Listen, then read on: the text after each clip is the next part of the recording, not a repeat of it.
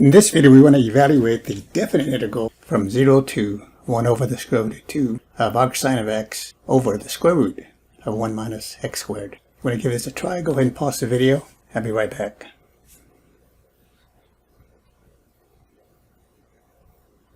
Now for this one here, we're going to need the derivative of arcsine of x. So just to remind you, here are the formulas. The one we'll be using will be the one for the derivative of arcsine. In this case of u, it's 1 over 1 minus u squared times the derivative of u with respect to x. So here's what we're going to do. We'll let u equal to the arcsine of x. So du would be the derivative of this then, which would be 1 over the square root of 1 minus x squared. And that's going to be dx. And of course here the x is the u. So if you take the derivative of x with respect to x, it'll be 1. So we have this right here. So solving for dx, multiplying by the square root of 1 minus x squared, both sides here, we'll get square root of 1 minus x squared du, where you go to dx. So we want to convert this to an integral involving u. We're going to change the limits of integration there. So on top we have u, arcsine of x, that's your u. Then the dx, we replace it by square root of 1 minus x squared du. And of course in the denominator we have the square root of 1 minus x squared. So these divide out. So I got the integral of u du. And I'm going to change the limits of integration here.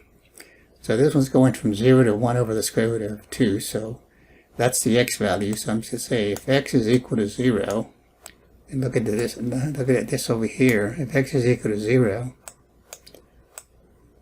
then u would equal to arcsine of 0. But arcsine of 0 is 0. Radian measure. If x is equal to the upper limit of integration, 1 over the square root of 2, and plug this in over here, u equal arcsine of 1 over square root of 2, that could be square root of 2 over 2, and the angle in radians would be pi over 4. So these limits then would go from 0 to pi over 4. And then we integrate here then with respect to u. This would just give me a u squared over 2. And this goes from 0 pi over 4. So when we evaluate this then, being at the upper limit, so this would be pi over 4 quantity squared over 2, and minus the value of this expression at 0. Well, 0 squared over 2 is 0, so this could be 0 here. And this is pi over 4 squared. It gives me pi squared over 16, and then over 2, that gives me pi squared over 32. So if they want the exact answer, then you would give pi squared over 32. Or if they want an approximation here, you could use your calculator and say this is equal to 0.308, the 3 places. And that's the solution to that one. Thanks for watching. We'll see you next time.